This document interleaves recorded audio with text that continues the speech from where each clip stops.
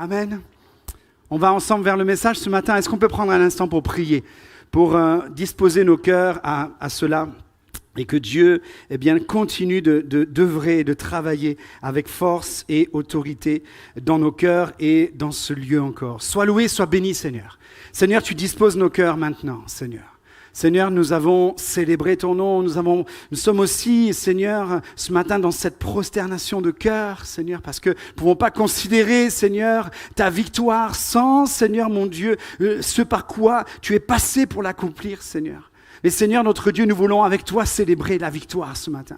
Et nous voulons, Seigneur, que tu disposes nos cœurs à l'écoute de ce message. Dispose le cœur de ceux qui viennent pour la première fois, Seigneur, qui ne se sentent pas en retrait, Seigneur mon Dieu, mais qui se sentent invités à partager avec nous ta parole, à recevoir avec nous ta parole, Seigneur mon Dieu, à mettre en pratique avec nous ta parole. Parce que c'est la transformation, c'est, Seigneur, dans nos vies, c'est parce nous mettons aussi en pratique ta parole, parce que ta parole transforme les cœurs, transforme les vies, transforme les consciences, transforme les mentalités, transforme les caractères, Seigneur mon Dieu. Au nom de Jésus, merci de bénir ce temps maintenant. Et tous ensemble, disons Amen. Amen. Que Dieu soit béni. Dans la série que nous avons commencée il y a quelques semaines, Redécouvrons Jésus, nous ne pouvions pas ce matin parler de redécouvrir Jésus, de parler de Jésus sans parler de celui qui est ressuscité. C'est le seul, c'est l'unique, le ressuscité, celui qui est ressuscité. Quand on parle de celui qui est ressuscité et qui est vivant aujourd'hui, on ne peut parler que de Jésus seul. Et ce matin, je crois que c'est important de faire le focus dessus. Pourquoi ? Parce que les 4 évangiles, quand on parle d'évangile, on parle d'angles de vue qui vont parler de la vie de Jésus. Vous avez des détails qui sont dans un évangile qui ne sont pas dans l'autre. Vous avez des détails, vous avez dans 2 évangiles, 3 évangiles, et vous avez des détails qui sont dans les 4 évangiles. Et on se dit que quand il y a des détails dans les 4 évangiles, quand les 4 évangiles en parlent, on doit encore plus s'arrêter sur sur quoi les projecteurs sont fixés. Et enfin, toute la dernière semaine de Jésus, de sa passion, son entrée triomphale à Jérusalem, sa passion, sa souffrance, son agonie, sa crucifixion, son procès, sa crucifixion, sa mort et sa résurrection, les 4 évangiles en parlent. On a l'impression que tout est mis en place pour qu'on arrive ici, qu'on se rejoigne là. Les 4 évangiles parlent. C'est l'événement central de tous les évangiles. Avant cela, c'est intéressant quand même pour ceux qui aiment la parole de Dieu de découvrir de quoi les 4 évangiles parlent. Les 4 évangiles parlent de la mission de Jean-Baptiste qui est le précurseur de Jésus, qui appelle à la repentance. Les 4 évangiles en parlent. Les 4 évangiles parlent du baptême de Jésus. Les 4 évangiles parlent également, le seul miracle qui est cité dans les 4 évangiles.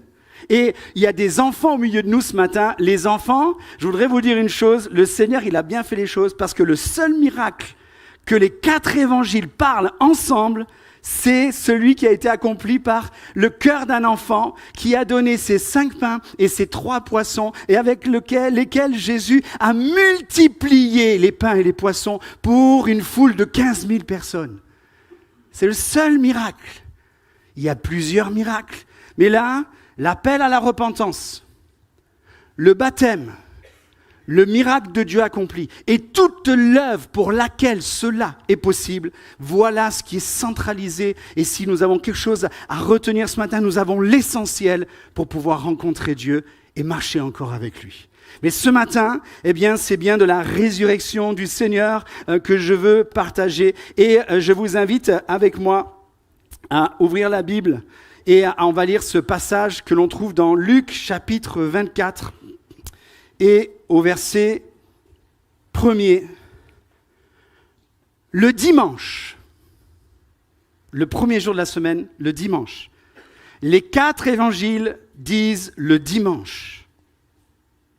Quelques femmes se rendirent au tombeau de grand matin.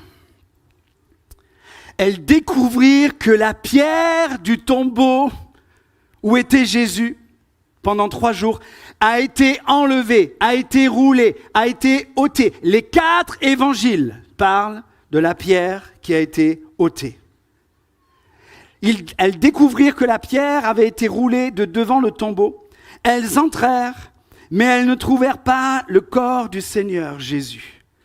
Comme elles ne savaient que penser de cela, voici 2 hommes leur apparurent, habillés de vêtements resplendissants, et leur dirent, « Pourquoi cherchez-vous parmi les morts celui qui est vivant ? Il n'est pas ici, il n'est plus dans le tombeau, mais il est ressuscité. » Est-ce qu'on peut acclamer le roi des rois pour la résurrection ce matin? Alléluia! Merci Seigneur. Merci notre Dieu.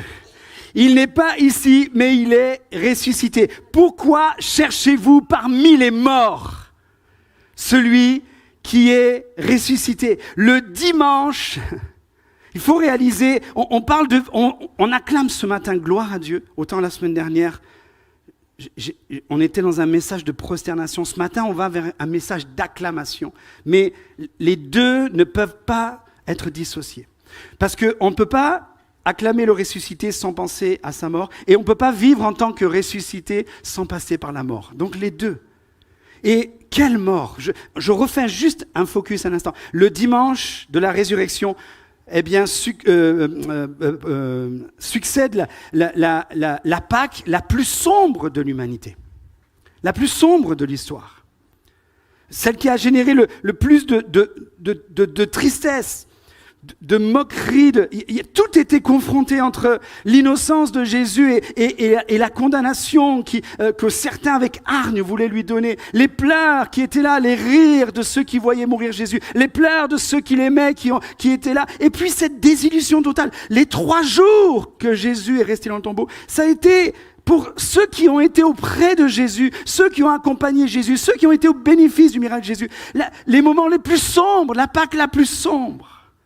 Et pourtant, celle-ci, cette Pâque la plus sombre, va déclencher la plus éclatante des victoires de l'humanité. Jésus a vaincu la mort. Alléluia.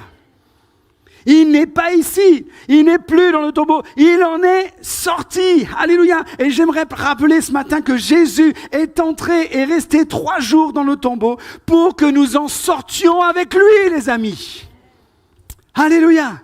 Jésus est ressuscité. Ce matin, j'aimerais nous rappeler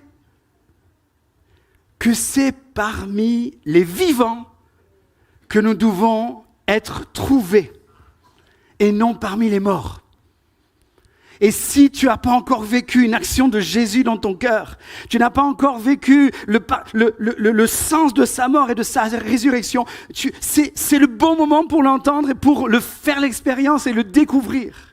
Et peut-être aussi, eh bien, on est depuis des années, mais il y a des choses qui n'ont pas encore ressuscité en nous. Je crois ce matin que ce n'est plus les choses mortes qui doivent venir et parler de nos vies et dans nos vies, mais le vivant du Christ, la résurrection du Christ qui doit parler.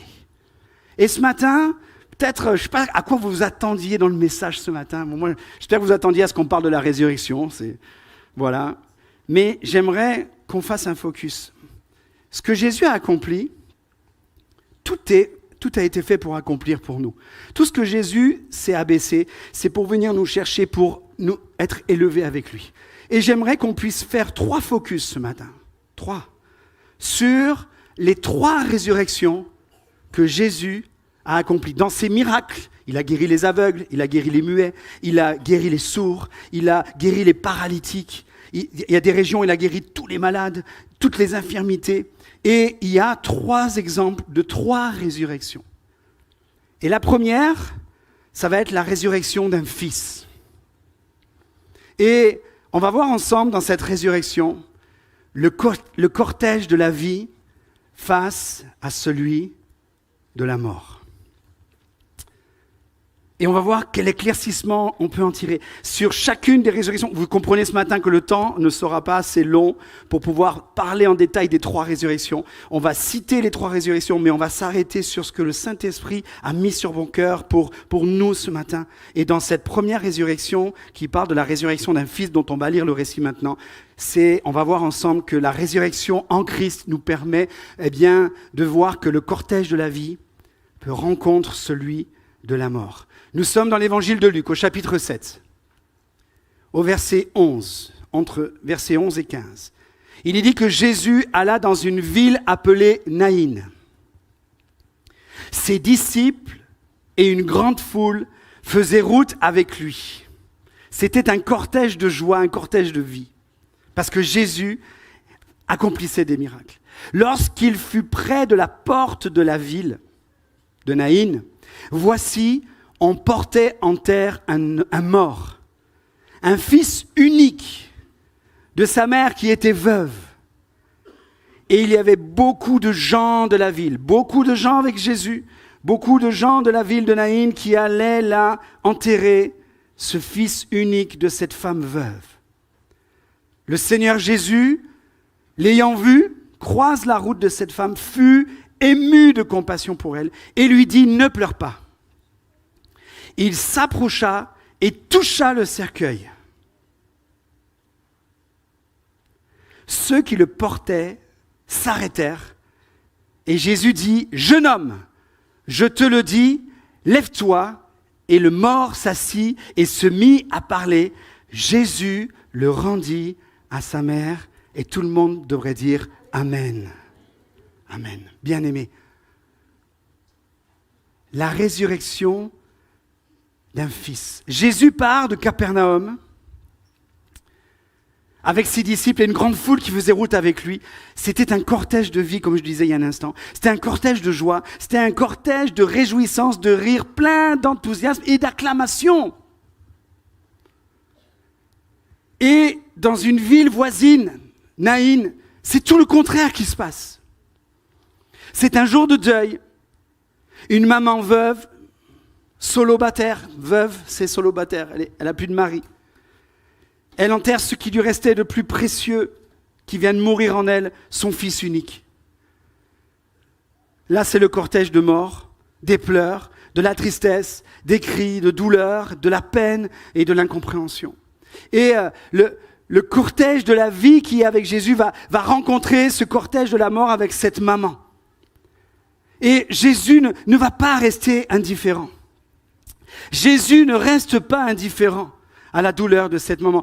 Il est ému de compassion pour elle. On aura sûrement dans la série Redécouvrons Jésus, j'ai envie de développer avec vous celui qui est ému de compassion pour nous. Ça sera pour un autre moment. Vous reviendrez. Et voilà que Jésus va lui dire à cette femme, ne pleure pas. Voilà une demande qui va être difficile à honorer pour cette maman. Et pourtant, c'est là que je veux qu'on fasse focus ce matin. Jésus s'approcha et toucha le cercueil. Ceux qui le portaient s'arrêtèrent et Jésus lui dit, jeune homme, je te le dis, lève-toi. Et le mort s'assit, se mit à parler. Jésus le rendit à sa mère. Et j'aimerais te dire ce matin, parce que là, nous avons une résurrection physique qui s'opère. Mais je crois que ce matin, puisqu'on parle de résurrection et si on est ressuscité en Christ, nous avons besoin de vivre des résurrections dans notre vie. Et peut-être que dans ta vie, tu es là face au cortège de la vie, mais en toi, en fait, c'est le cortège de la mort qui a pris le dessus. C'est lui qui influence ta vie, quelles que soient les situations que tu as pu vivre. Et j'aimerais te dire, laisse Jésus ce matin. Laisse Jésus, il y a un détail qui me marque dans ce texte, c'est que Jésus s'approcha et toucha le cercueil. Ça déjà, c'est une chose incroyable. Mais ce qui me frappe, c'est là que je fais mon focus ce matin, ceux qui le portaient s'arrêtèrent. Quelles que soient les choses qui sont mortes en toi, tout ce qui a engendré peut-être cette mort en toi, on peut avoir la joie qui est morte, on peut avoir la paix qui est morte, on peut avoir le bonheur qui est mort dans notre vie. Et ça peut être porté et transporté à chaque fois par plein de choses. Laisse Jésus toucher ce qui porte cet effet de mort dans ta vie. Laisse Jésus toucher ce qui a généré peut-être en toi la tristesse et le désespoir. Peut-être tu es porté par la tristesse et le désespoir et tu es comme mort dans cette situation. Laisse Jésus toucher la tristesse et le désespoir. Laisse la tristesse et le désespoir s'arrêter maintenant. Parce que Jésus veut redonner la vie. Laisse ta colère et ta haine être touchées par Jésus et s'arrêter maintenant dans ta vie parce que ça te porte et ça génère en toi cette mort. Laisse ta rancune et ton amertume être touchées par Jésus. Laisse tes blessures d'enfance et les injustices être touchées par Jésus. Il faut que ça s'arrête maintenant sur le chemin parce que Jésus veut donner la vie. Laisse en toi, peut-être tu es porté par les moqueries et les rabaissements que tu as vécu dans ta vie, par les violences et les injures, par toutes sortes d'addictions, peut-être l'alcool et la drogue. Ça te porte et ça te garde mort comme cela. Laisse Jésus venir toucher cette situation et que ces choses-là s'arrêtent. L'échec ou la rupture, laisse Jésus s'approcher. Et tous ceux qui fait que tu portes en toi cette mort intérieure. Quand le cortège de la vie rencontre celui de la mort, les amis, même l'intellectuel doit perdre le contrôle. L'intellectuel doit perdre le contrôle. On voit là une perte de contrôle de l'intellectuel. Regardez. J'en souris même en fait quand je lis ces textes, je ne sais pas. Jésus dit, jeune homme, je te le dis, lève-toi, et le mort s'assit. Intellectuellement, va expliquer à quelqu'un que le mort s'assoit, vas-y. Et peut-être il y a, je sais pas, un dernier spasme, le mort vient de mourir, là, et puis hop, d'un coup, il y a eu un dernier nerf qui le garde figé à 90 comme ça. Mais il se met aussi à parler. Va dire à l'intellectuel, va dire au cartésien.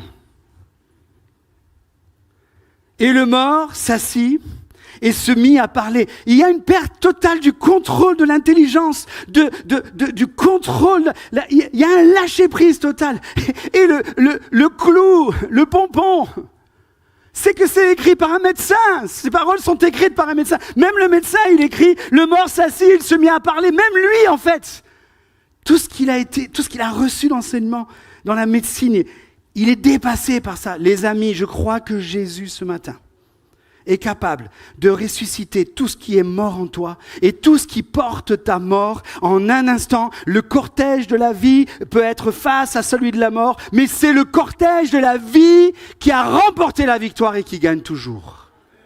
Amen. Être ressuscité en Christ, être ressuscité avec Christ, c'est aussi pour cette victoire. Je vais passer sur mon deuxième point avec cette deuxième résurrection que l'on trouve, que Jésus va ressusciter. Et je viens avec vous, introduire ce point avec le dilemme. Il y a des dilemmes dans notre vie entre l'abandon, qui peut être synonyme par la fatalité, et la persévérance, qui va être la foi. Il y a un dilemme entre l'abandon et la persévérance, la fatalité et la foi.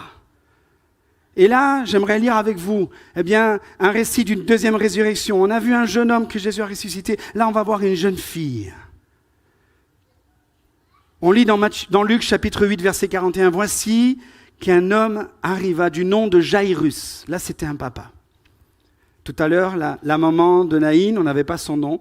Là, on a le nom du papa. Il s'appelle Jairus. Il était chef de la synagogue. Il était chef du plus grand des partis religieux de l'époque.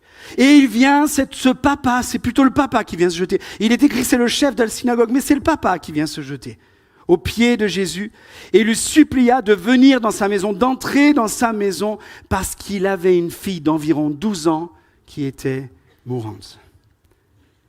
Jairus, oui, un des chefs d'un parti religieux qui était devenu opposé à Jésus. C'est pour ça que là je dis, c'est le papa qui a son besoin et qui vient chercher Jésus. Il enlève un petit peu son armure de chef du parti religieux, un parti religieux en plus en opposition avec les miracles que fait Jésus. Mais lui, il est touché dans son cœur, il est touché dans sa maison. Il va venir se jeter aux pieds de Jésus, là, au milieu de la foule.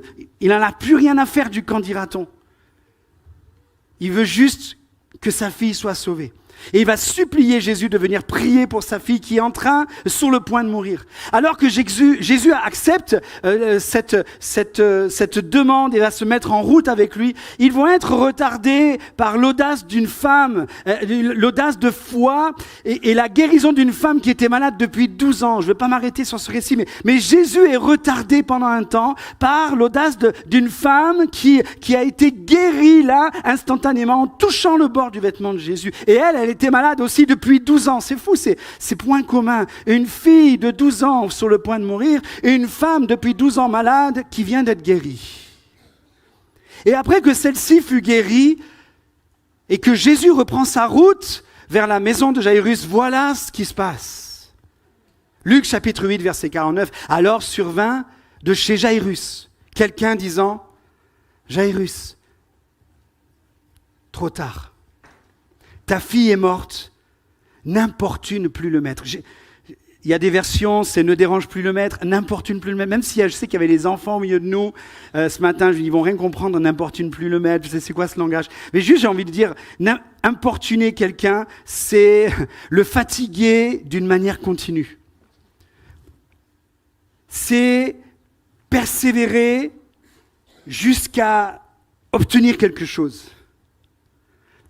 Ta fille est morte, n'importune pas le maître. Mais Jésus, ayant entendu cela, dit à Jairus, ne crains point, crois seulement, et elle sera sauvée. Lorsqu'ils furent arrivés à la maison, Jésus ne laissa personne entrer avec lui, sauf Pierre et Jean et Jacques, ainsi que le père et la mère de l'enfant. Tous pleuraient et se lamentaient sur elle. Alors Jésus dit, ne pleurez pas, car elle n'est pas morte, mais elle dort. Il se moquait de lui, sachant qu'elle était morte. Et on voit dans ce moment-là que Jésus, il est dit, mais Jésus les fit tous sortir, prit la jeune fille par la main, et il dit d'une voix forte, mon enfant, lève-toi. Son esprit revint à elle, et elle se leva immédiatement. Les parents de la jeune fille furent remplis d'étonnement. Tu m'étonnes, John, bien sûr. Mais c'est sûr. La résurrection d'une fille, les amis. Le dilemme entre l'abandon face à la fatalité et la persévérance dans la foi. Les amis, un choix déterminant est entre les mains de Jairus à un moment donné lorsque sa fille vient de mourir. Et ce choix peut être le nôtre face à des situations fichues autour de nous. Morte autour de nous, fichue en nous, morte en nous. Et ce matin, ce focus dans cette deuxième résurrection sera celui-ci pour moi. Par quoi suis-je influencé quand les difficultés, les mauvaises nouvelles gagnent du terrain? Est-ce que je suis influencé par la fatalité d'abandonner, ou est-ce que je vais être influencé par la persévérance qui va m'amener par la foi à voir ce qui va se passer? Est-ce que je suis influencé par la situation, plus besoin d'importuner le maître, ou est-ce que le maître, quand il me dit dans cette situation, ne crains point, crois seulement car elle va être sauvée, c'est quoi que je vais prendre? C'est quoi ce dilemme en moi? Qu'est-ce que je choisis ce matin face à une situation fichue? Bien entendu, on vous encourage ce matin à focaliser et à croire à ce que Jésus dit. Ne crains point, crois seulement.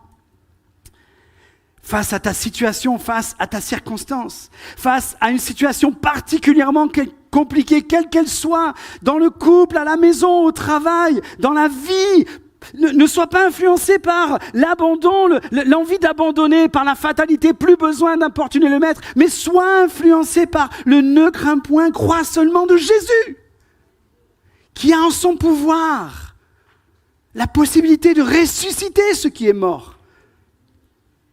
Face à ta maladie, quelle qu'elle soit, face à ta situation de maladie, quelle qu'elle soit, eh bien, ne sois pas influencé par le fait d'abandonner la prière, de ne plus prier, de ne plus s'approcher du Maître, mais sois influencé par le ne crains point, crois seulement, car tu vas être sauvé. Alléluia! Parce que nous croyons que le Seigneur est capable de ressusciter les choses. Il est celui qui est la résurrection et la vie, les amis. Et quelquefois, peut-être tu vas aller, peut-être tu es en train de te dire, mais c'est fini pour moi mes jours. Le Seigneur, il est capable de te guérir maintenant, donc continue de prier. Mais le Seigneur, il est capable de te donner un esprit de vie dans l'ombre de la mort. Il est capable de restaurer ton âme, il est capable de restaurer ton espérance, il est capable de te donner une joie de pouvoir le rencontrer si le Seigneur a décidé que tes jours sont finis sur terre, mais ta résurrection, elle est effective dans l'éternité. Alléluia! Et tu peux vivre joyeux, tu peux vivre là, restauré, tu peux vivre avec plein de force au milieu de la tristesse, au milieu des larmes et au milieu de l'affaiblissement total.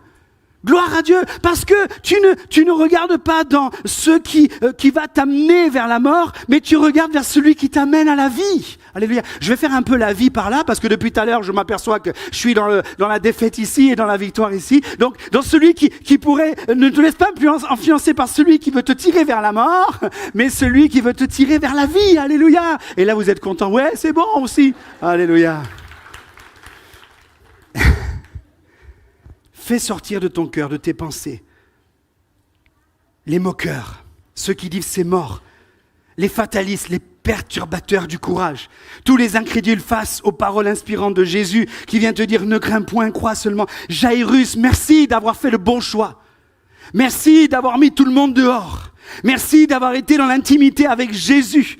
Merci d'avoir laissé les moqueurs de côté. Ils étaient en train de pleurer, d'un coup ils se moquent. C'est bon des fois de se séparer de personnes qui ne nous amènent pas vers l'influence de la vie et du progrès. Ils pleurent et d'un coup ils se moquent. C'est quoi ça? Jairus, tu as fait le bon choix et merci. Je crois que Jairus, là, il y a eu ce dilemme en lui, il y a eu ce désir d'abandonner, mais il y a eu quelque chose, la force du Saint-Esprit qui lui a donné, mais j'y vais, je continue, je ne sais pas pourquoi, il faut que je continue. Peut-être je perds mon travail, peut-être je perds mon parti religieux, mais le plus important, c'est que, je crois en Jésus, et il a eu raison. Sa fille est ressuscitée. Amen. Et troisième exemple que je vais voir avec vous ce matin, je l'ai appelé « L'impensable devient réalisable ». L'impossible est possible, les amis. Alléluia. Résurrection d'un fils, résurrection d'une fille, on va voir la résurrection d'un frère. Il s'appelait Lazare.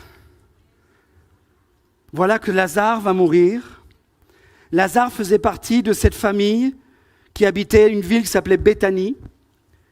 Il y avait un frère, Lazare, il y avait deux sœurs, la plus jeune Marie. Est-ce que Marthe était l'aînée? Peut-être Lazare au milieu. Marthe, Marie, Lazare. Et c'était des personnes qui étaient dans l'intimité de Jésus, c'était des amis intimes de Jésus. Et voilà que la nouvelle va être connue de Jésus, que Lazare est en train de mourir. Et le temps que Jésus y va... En fait, il aurait pu y aller plus vite, il y va un peu plus tard. Il est pareil, comme la fille de Jairus, s'est passé quelque chose. Jésus arrive, là, ça fait 4 jours que Lazare est mort. Et Marthe arrive et sait que Jésus est là et lui dit, mais Seigneur, si tu avais été là, mon frère, il aurait été sauvé. Si tu avais été là.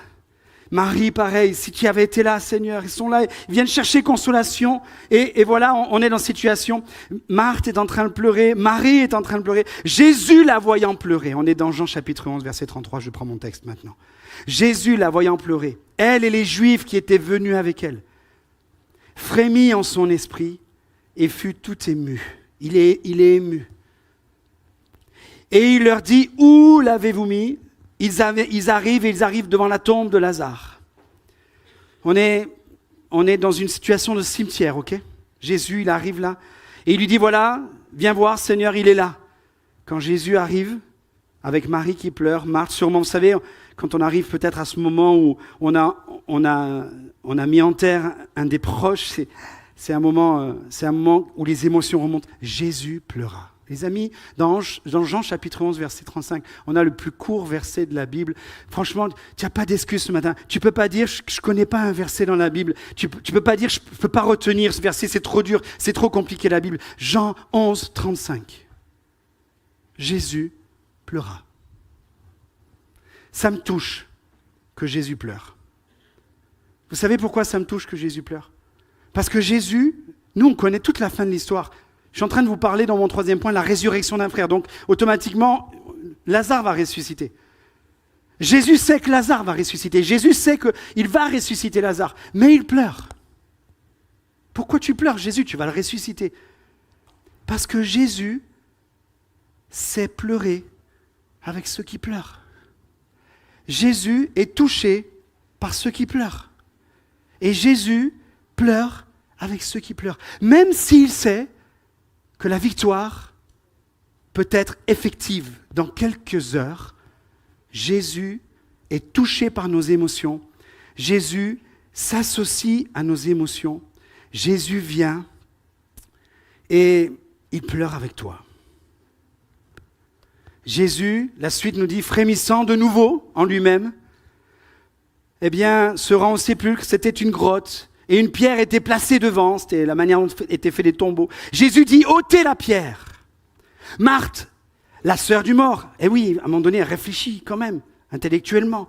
Jésus lui avait dit qu'il était la résurrection et la vie. Le Seigneur lui avait dit, ne t'ai-je pas dit que si tu crois, tu verras la gloire de Dieu. Mais elle croyait à la résurrection dans le ciel. Mais Jésus voulait accomplir une résurrection maintenant. Mais elle lui dit, mais Seigneur, il sent déjà, ça fait 4 jours qu'il est là. Jésus lui dit, ne t'ai-je pas dit que si tu crois, tu verras la gloire de Dieu. Ils enlevèrent donc la pierre de l'endroit où le mort avait été déposé. Et Jésus cria d'une voix forte. Je ne vais pas crier ce matin, je crie assez tout le temps. Tiens, là, je vais vous parler de quelqu'un qui crie sans crier.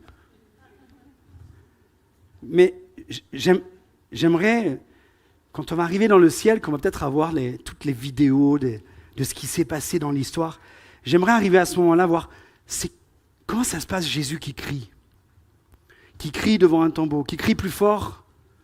Jésus va crier la vie et il va crier plus fort que la mort. Il va crier d'une voix forte, Jésus. Lazare sort. Et pareil, là encore, le médecin qui écrit, il a laissé toute l'intelligence, l'intellectuel de côté, et le mort sortit. Les pieds et les mains attachés par des bandelettes et le visage enveloppé d'un linge, Jésus leur dit, détachez-le et laissez-le s'en aller. Amen. Amen. Les amis, permettez-moi de faire ce focus sur cette résurrection. Ils enlevèrent donc la pierre. Tu as beau te dire, il sent déjà, c'est pas possible ce qu'on va faire. Quand Jésus dit, eh bien là c'est pareil, c'est la voie plus de la foi, c'est la voie de l'obéissance qui va venir accomplir. Ok, ils enlevèrent donc la pierre. Et les amis, je reviens à ce qui pourrait être une source ayant besoin d'être ressuscitée en nous. Pour vivre pleinement notre résurrection, il nous faut savoir en amont enlever des pierres qui pourraient bloquer ensuite notre épanouissement. Jésus leur dit, détachez-le, une fois qu'il est ressuscité, et laissez-le s'en aller. Il y avait des linges sur lui, et avant de se laisser débarrasser des liens, bandelettes et revêtements qui pourraient nous empêcher de marcher et d'agir en tant que tel, on a besoin d'être déliés de cela, les amis. Et ce matin, j'aimerais, je ne sais pas, dans votre vie, ce que vous vivez, il pourrait y avoir une pierre qui est là, qui voudrait empêcher que vous soyez pleinement épanoui dans votre résurrection. Une pierre qui empêche que l'odeur forte de la mort de l'intérieur ne se sente de l'extérieur. Des fois, on vit des choses à l'intérieur qui sentent tellement fortes qu'on a peur que ça se sente à l'extérieur. Et donc, il y a des pierres qui bloquent cela. Mais en fait, Jésus, lui, il veut délivrer tout ce qui te tient captif, là, tout ce qui te tient mort, tout ce qui sent mauvais à l'intérieur de toi. Il veut il veut que tu enlèves la pierre parce que tu ne vas plus sentir comme ça. Il y a les bandelettes, il y a le visage, il y a le linge sur le visage. Le mort, il sort. Je ne sais pas quelle odeur il y avait quand ils ont ouvert la pierre. Hein. Ça devait sentir quelque chose de mauvais puisque Lazare n'était pas encore ressuscité. Parce que Jésus a dit, Lazare sort une fois que la pierre a été ouverte. Encore des choses qui vont peut-être sentir. Et puis, d'un coup, Lazare, il est ressuscité et il sort et Jésus dit, détachez-le de ses bandes. Pourquoi détachez-le de ses bandes? Un homme ressuscité des morts avec des habits sales, des habits qui sentent la décomposition organique. Ça sent la mort. Et cependant, eh bien, il a fallu qu'il en soit délié. Je voudrais vous dire ce matin, ne vous privez pas de vivre pleinement de votre résurrection, quel que soit votre passé, quelle que soit la mauvaise odeur de votre passé, quelles que soient les étiquettes qui sont collées sur vous, quels que soient aussi ceux qui a été mis sur vous et qui vous tiennent comme mort dans l'éducation. Peut-être il y a eu beaucoup de contrôle dans votre vie. On vous a amené à être le meilleur, ou on vous a toujours dit tu es le pire, la pire des personnes. Et tout ça a généré des bandelettes, du linge sur vous qui vous garde mort et ça sent la mort. Et quand on vient au contact de Jésus, on comprend qu'il est ressuscité. On vit pleinement, eh bien, le salut, la mort de Jésus-Christ en nous. Mais Jésus veut qu'on vive la résurrection. Et on a besoin, quelquefois, eh bien, qu'il se passe un petit moment avant que les bandelettes soient totalement enlevées. On a même besoin que d'autres nous aident pour cela. Je bénis le Seigneur pour la puissance de l'amour fraternel, pour la puissance de la communion dans l'Église, pour la puissance de l'amitié fraternelle, pour la puissance de la confession qu'on peut partager dans la confiance et dans l'amour fraternel, pour la puissance de ce que nous pouvons. Nous ne sommes pas seuls. Gloire à Dieu. Et le Seigneur, il veut nous délier. Je vais demander aux musiciens de revenir, s'il vous plaît. Alléluia. Dieu ôte les pierres de nos tombeaux et nos vêtements de mort sur nos vies parce qu'il est ressuscité et qu'il veut que nous vivions en ressuscité avec lui. Alléluia. Amen. Les amis, il faut 20 hommes environ pour rouler une grosse pierre devant un tombeau. 20 hommes. Au minimum.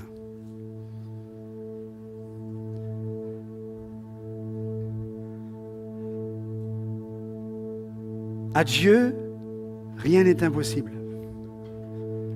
Quand la pierre du tombeau de Jésus a été ôtée, il a fallu un instant, sans homme, sans personne. Dans le tombeau, il y avait les bandelettes qui, pendant 3 jours, étaient là imprégnées de l'odeur de mort du corps de Jésus. Et le linge qui était sur son visage dans un autre endroit. Et là, ils sont arrivés, non seulement la pierre n'était plus là, les bandelettes et le linge étaient là, mais Jésus était ressuscité. Il n'est pas ici.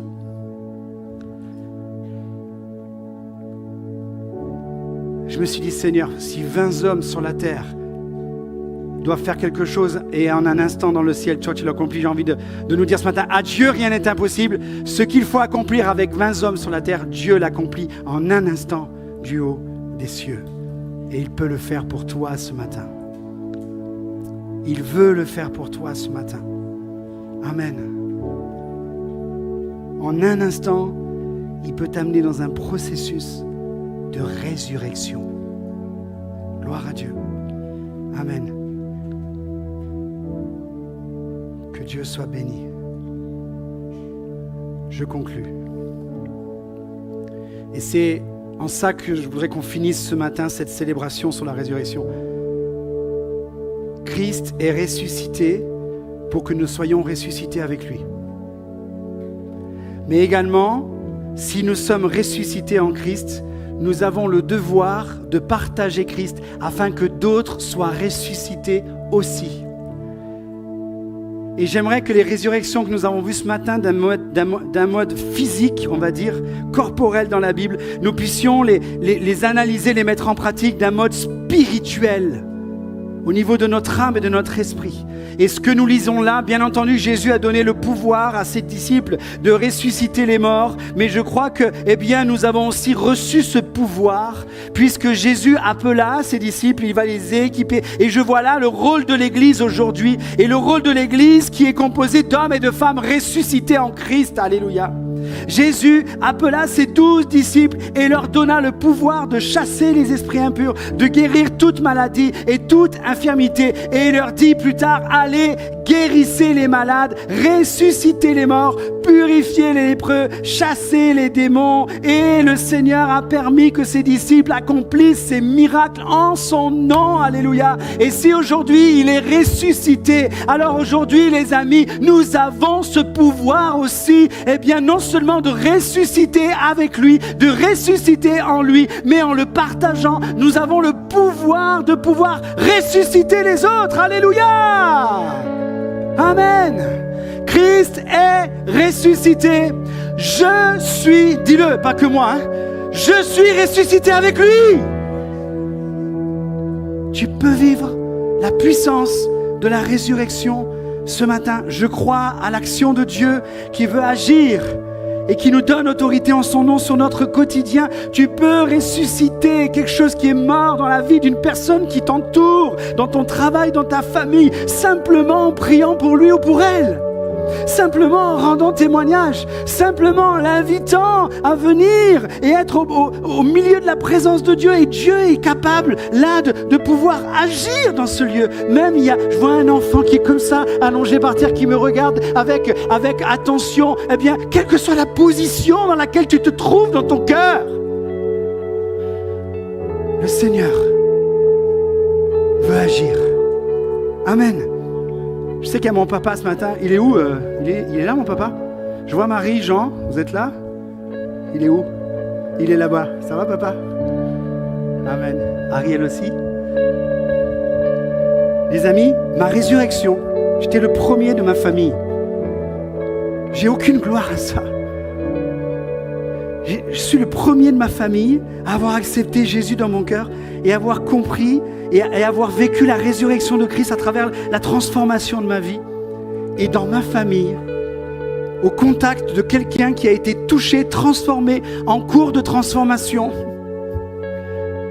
en transformation jusqu'à la fin de ses jours. On continue, mais ça a engendré des personnes qui ont reçu et qui ont ressuscité aussi. Je suis content de voir Marie, ma sœur, ce matin, mon frère Jean. Ariel, là tu es là, Ariel. Ariel, ma belle-mère, mon papa. Même si le corps, il est fatigué, papa, mais l'intérieur, il est bien ressuscité. Les amis, on ne peut pas imaginer ce que Jésus peut faire de grandiose. Pourquoi cherchez-vous parmi les morts celui qui est vivant? Si Christ est ressuscité, tu l'es aussi. Alors sois vivant ce matin. S'il te plaît, sois vivant. Rentre dans ce processus de la vie. Laisse le cortège de la vie toucher ton cortège de la mort et sois vivant. Alléluia. Laisse la parole de foi percuter et détruire la parole de la fatalité. Sois vivant. Alléluia. Laisse la parole là de l'impossible, là de l'impensable être percutée par à Dieu tout est possible et tout devient réalisable ce matin. Il n'est pas ici, mais il est ressuscité.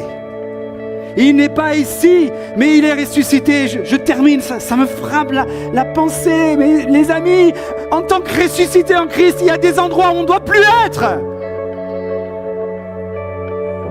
Il y a des endroits qui sentent la mort. Il y a des endroits où c'est la mort qui est glorifiée. Il y a des endroits où c'est le péché qui est glorifié. Il y a des endroits où des personnes veulent influencer notre vie de manière toxique vers le péché. On n'a plus à y être.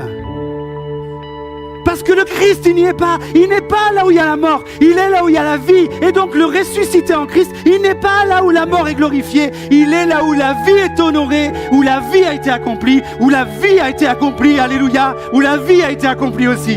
Amen. Amen. Amen. nous sommes ressuscités avec Christ. Est-ce qu'on peut se lever tous ensemble ce matin, pour ceux qui le peuvent dans leur santé? Je ne vais pas faire d'appel ce matin à venir sur le devant ou à venir pour la prière. Les amis, merci pour ces moments. Je le dis aux équipes de prière, si vraiment quelqu'un a besoin tout à l'heure, venez nous voir en aparté. On veut bien sûr prier pour vous de manière personnelle, mais d'une manière collective comme on a l'habitude de le faire après le culte. On ne va pas la voir ce matin parce que ce moment doit suffire aussi à nous-mêmes. On va chanter un chant qui dit « Élève-toi mon âme ». On aime particulièrement ce chant qui nous dit que tout ce que Jésus a accompli et tout ce que Jésus s'est abaissé, c'est pour nous élever. Et nous pouvons crier victoire en lui, nous pouvons crier victoire avec lui, nous pouvons crier victoire à travers lui ce matin. J'aimerais que ce chant, soit, nous vous approchons de ce chant, nous le chantions bien disposé dans notre cœur. Et que nous puissions, oui bien sûr, crier, chanter la victoire de Christ ressuscité ce matin, mais chanter et crier notre victoire et notre résurrection en Christ ce matin.